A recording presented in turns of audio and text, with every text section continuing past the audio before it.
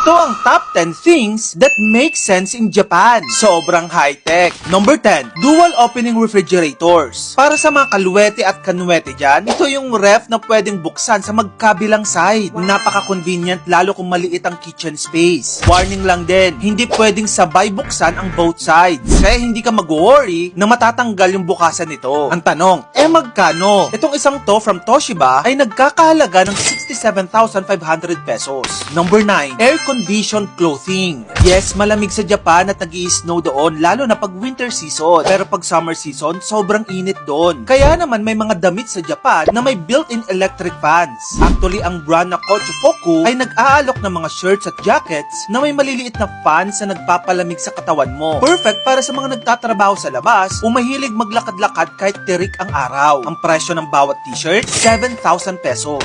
Number 8, transparent public toilets. Akala mo scary? No. Super linis at modern ito. Made with smart glass na nagiging opaque kapag ginagamit mo na. Nakikita mo kung malinis bago pumasok. Pero once you lock it, boom! Instant privacy. Wow. High-tech, hygienic, and aesthetic. Number 7, sneaker washing machines. Yes, sa Japan, may dedicated washing machine for rubber shoes. Wow. Ipasok mo lang tapos may detergent dispenser, dryer, at ready to wear in na less than an hour. Parang spa day para sa mga sapatos mo. Itong isang to from Panasonic, ang presyo ay 4,500 per unit. In fairness, mura na yan. Number 6, bubble gum wrappers inside bottles. Dito sa atin sa Pilipinas, kung saan dinidikit ng mga Pinoy, yung mga nginuya nilang bubble gum. Pero sa Japan, may kasama ng maliliit na papel sa loob ng bottle para balutin ang ginamit na bubble gum. Sabi nga nila, cleanliness is next to chewliness. Ang presyo ng bawat bottle ng mga bubble gum na to ay 45 pesos lang. Number 5, portable charger rental booth. Lobat ka ba sa gitna ng gala? Worry no more. I-rent mo lang ang portable charger sa machine, gamitin, tapos ibalik kahit saan. May network sila across train station and malls.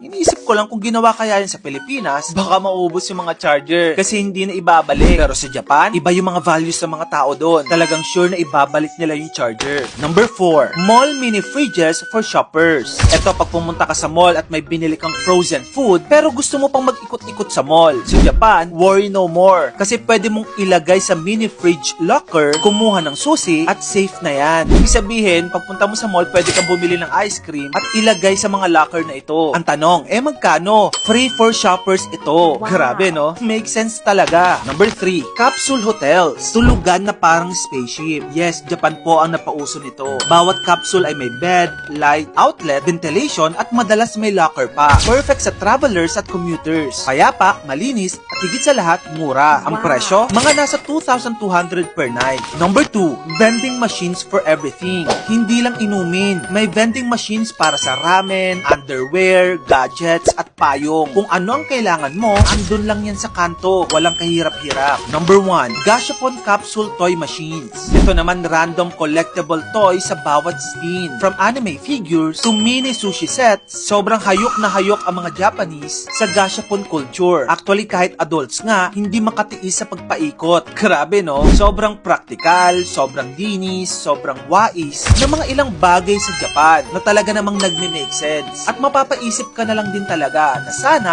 meron din nun dito sa Pilipinas. Anyway, sa lahat ng nabanggit ko, anong pinaka-wish mo na magkaroon din nito sa ating bansa? Tara, pag-usapan natin yan sa comment section. At kung gusto mo pa na magganito pang klaseng content, i-follow mo na ako. Yun lang, maraming salamat sa panonood mga kamagkano.